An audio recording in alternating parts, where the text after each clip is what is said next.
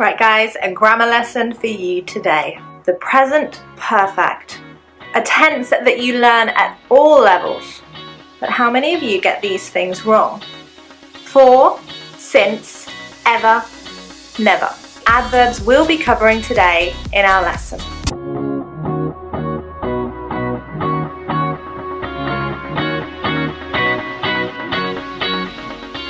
Right, so the present perfect.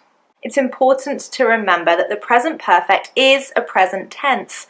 It is somehow connected to the present moment, to now. Unlike past simple, that is a finished period of time. I'm going to go into more detail in a moment about that. First, the structure.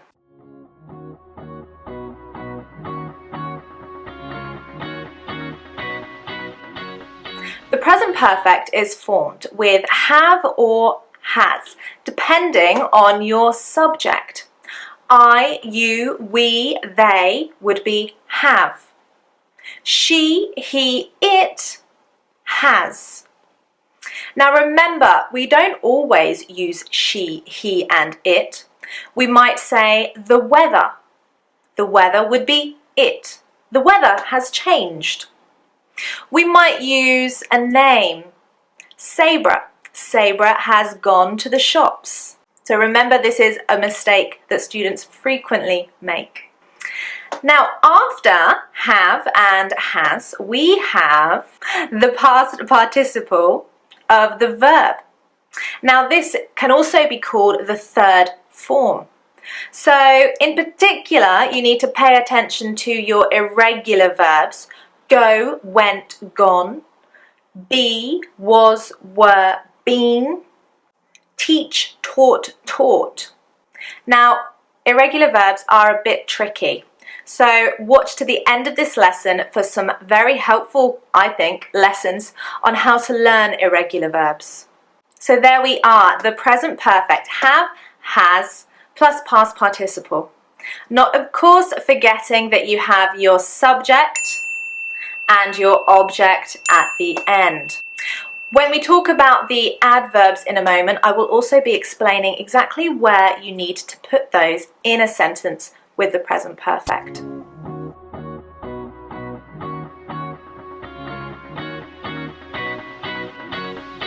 In question forms, you would simply invert the auxiliary verb have or has with the subject. So, Sabrah has gone to the shops. Has Sabrah gone to the shops? So that's the question form. Now, when you are answering, you could use a long or a short answer. Often we would use the short answer when we are speaking. Has Sabrah gone to the shops? Yes, she has gone to the shops. To answer, we would use the auxiliary verb. Yes, she has, or no, she hasn't. Yes, they have, or no, they haven't. Now, as in most structures, with the negative form, we add not to the auxiliary verb.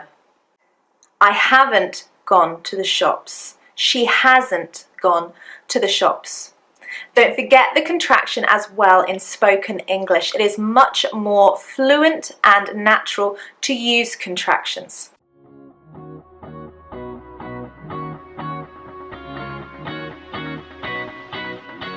Right, so why do we use the present perfect? When is the correct time to use it?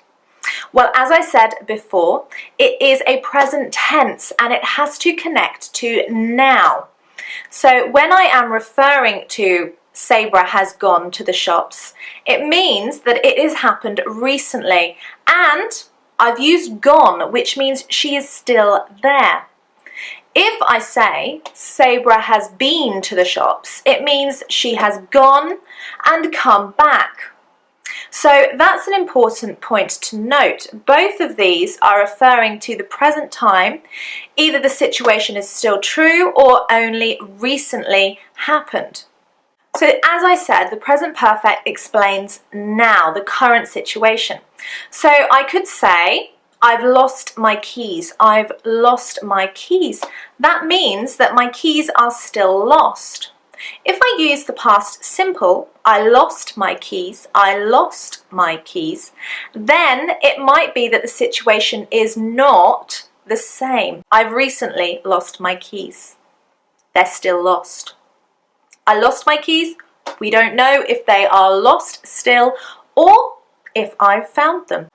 Now, if we look at the present perfect and the past simple, it's important to note that with the present perfect, we use unfinished periods of time.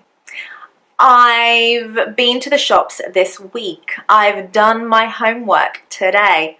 I've seen Star Wars this month. Using this emphasizes the fact that the period of time is not finished. And of course today, not finished. However, with the past simple, you would use a finished period of time. So instead of this, what do you think we would use? That's right, last.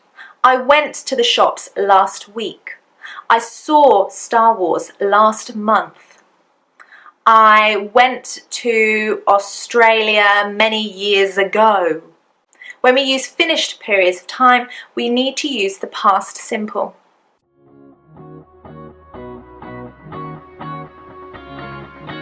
Pay close attention. Time periods with present perfect. We frequently use for and since. And these you get confused a lot. Look at my examples. I've taught English for 8 years. I've taught English for 8 years. I've taught English since 2009. Now in this case, it's the same information, there's no difference in meaning, but the time phrase that I have used is different depending on for or since. For is for a period of time. For 8 years. For a long time. For ages. For many years. For a week. For a month. For a day. A period of time. It could be long or short. Since is a point in time.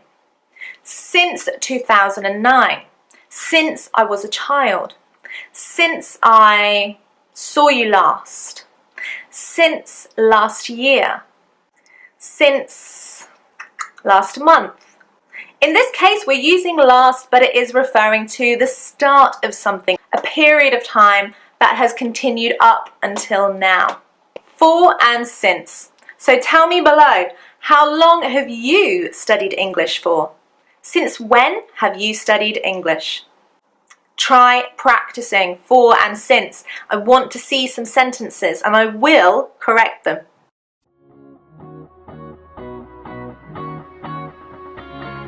So we've discussed that the present perfect is connected to now.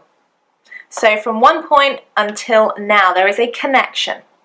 In the same way, we would use the present perfect to describe life experiences.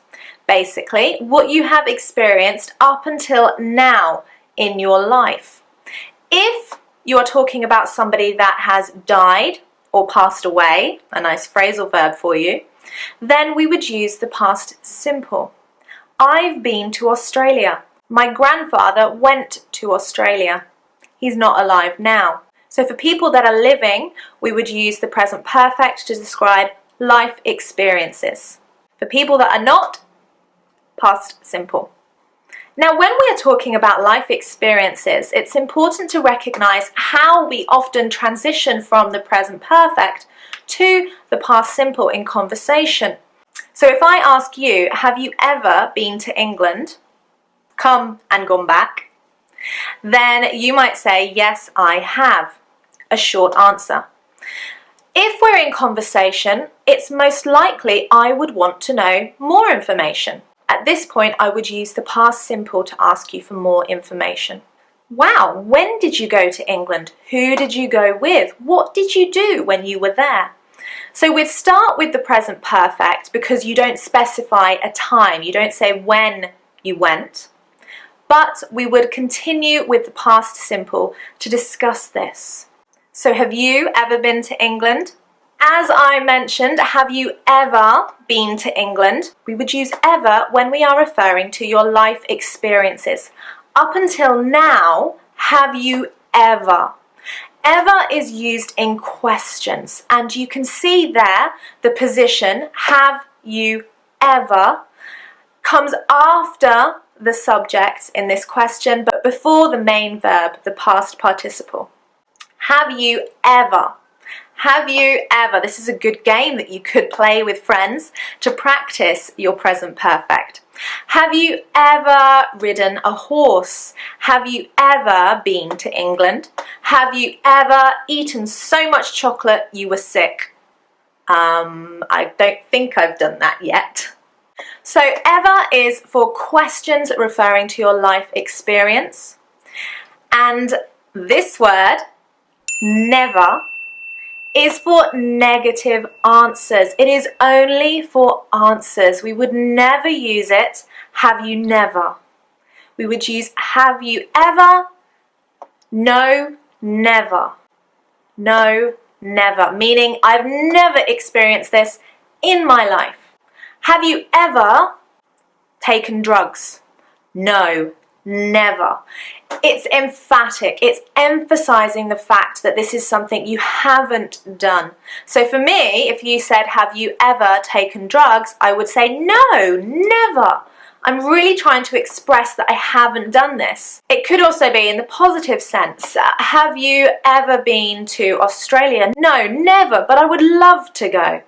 Now, an important point, you cannot say I haven't never. Why? It's a double negative. You cannot say I haven't never. You can say I haven't, no, I haven't, or no, never, but not both. We don't have double negatives in English.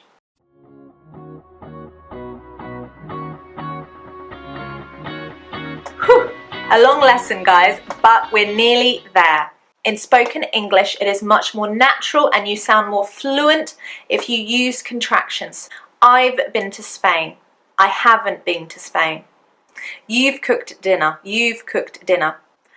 I've, you've, we've, they've, she's, he's, it's. All of this counts towards you sounding much more natural. Right, guys, so I think that brings us to the end of our present perfect lesson. And don't forget, guys, subscribe so we can teach you guys a lot more English. Thank you so much for watching. I look forward to seeing you again very soon. Lessons to help you improve your English, irregular verbs and the pronunciation of ED. Click the lessons to keep learning.